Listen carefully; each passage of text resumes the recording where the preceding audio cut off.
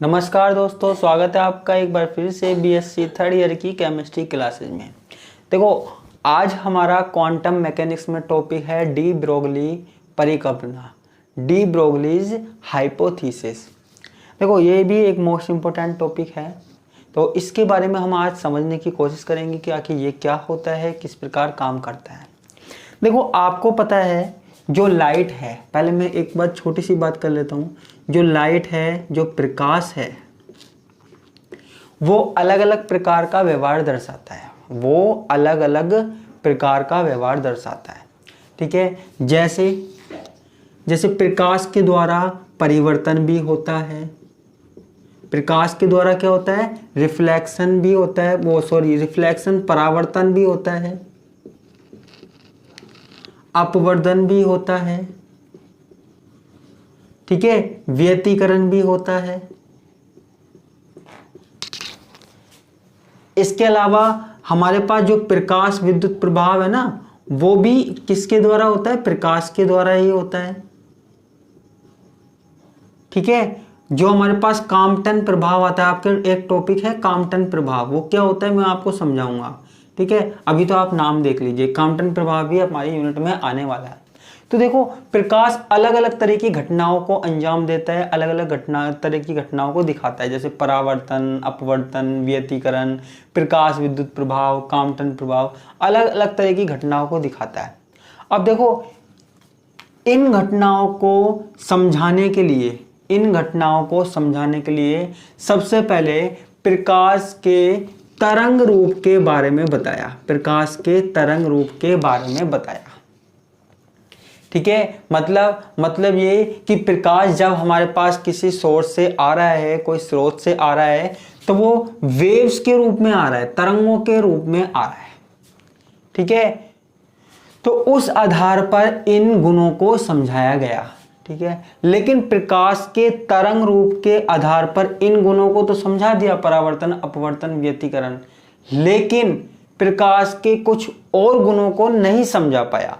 जैसे प्रकाश विद्युत प्रभाव है, क्वांटम प्रभाव है, इनको प्रकाश का तरंग रूप नहीं समझा पाया, ठीक है। तो इसके लिए क्या दिया गया? इन नियमों को समझाने के लिए प्रकाश के कण रूप की व्याख्या की गई। मतलब हमारे पास जो सोर्स है, जो स्रोत है, वहां से जो प्रकाश आ रहा है वो तरंगों के रूप में ना आकर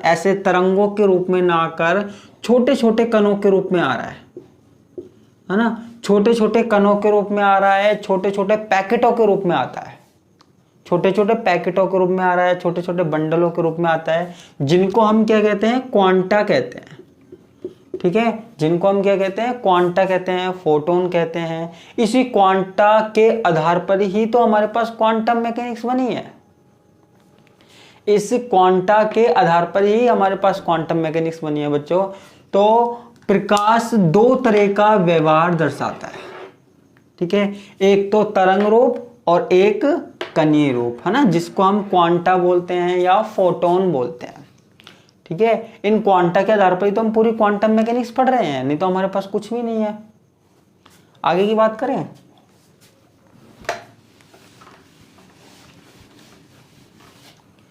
देखो हमारे पास क्या हुआ, हमारे पास जैसे एक वैज्ञानिक हुए, कौन से? प्लांक, है ना, प्लांक नाम के वैज्ञानिक हुए। ध्यान से सुनते जाइएगा, ठीक है। प्लांक ने क्या किया? सबसे पहले प्लांक ने, आप ध्यान से सुनते जाइएगा, प्लांक ने तरंग प्रकृति के आधार पर, मैं आपको समझाता हूं, प्लांक ने प्रकाश की तरंग प्रकृति के आधार पर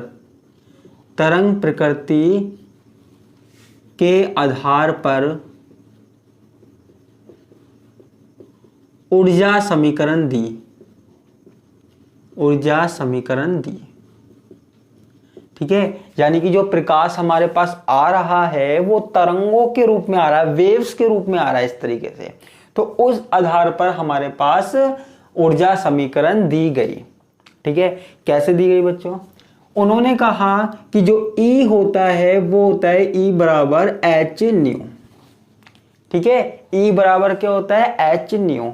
E हमारे पास क्या है, E हमारे पास क्या है, एनर्जी, ऊर्जा।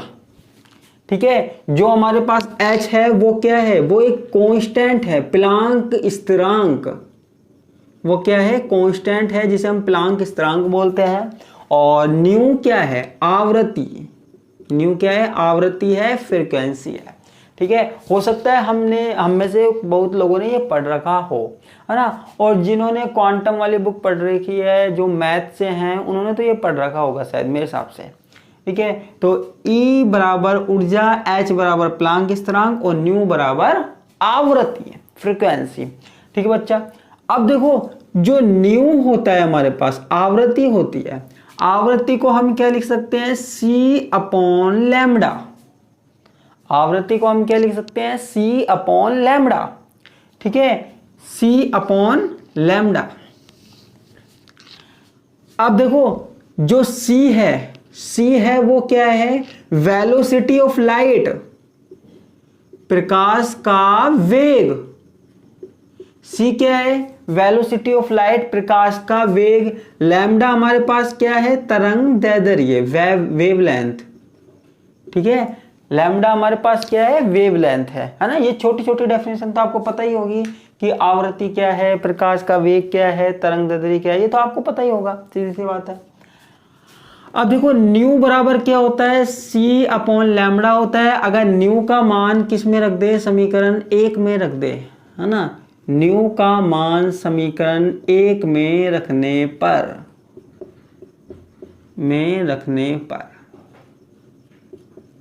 ठीक है, तो हमारे पास क्या हो जाएगा, E बराबर एच सी अपॉन लैम्डा। ये इसको समीकरण नंबर 2 दे दीजिए। ठीक है, कोई दिक्कत नहीं है, दे दी। ठीक है बच्चों, अब देखो ये तो हमारे पास किसकी बात हो गई, प्लांक की बात हो गई। किसकी बात हो गई, प्लांक की बात हो गई, जिसने कहा था कि जो प्रकाश है वो तरंगों के रूप में आता है, जो तरंगों के रूप में आता है।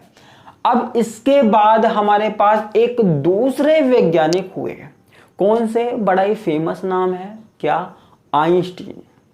क्या, आइंस्टीन। ठीक है, तो आइंस्टीन ने क्या किया, मैं यहां लिख देता हूं। आइंस्टीन ने प्रकाश के कणीय रूप के आधार पर,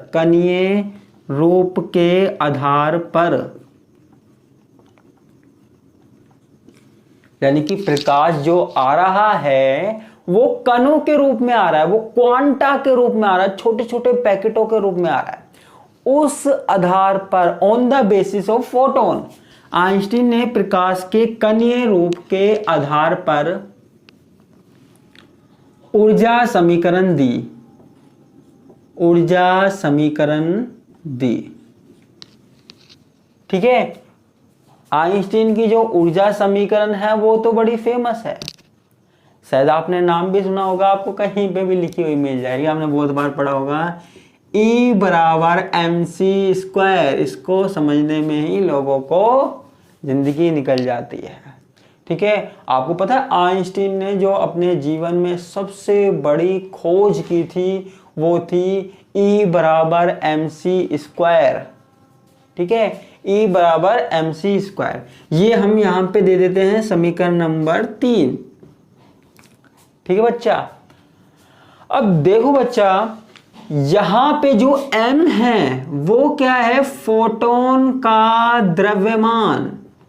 क्या है बच्चा, फोटोन का द्रव्यमान, मास ऑफ फोटोन। c क्या है, c हमारे पास वही है, प्रकाश का वेग, लाइट की वेलोसिटी है।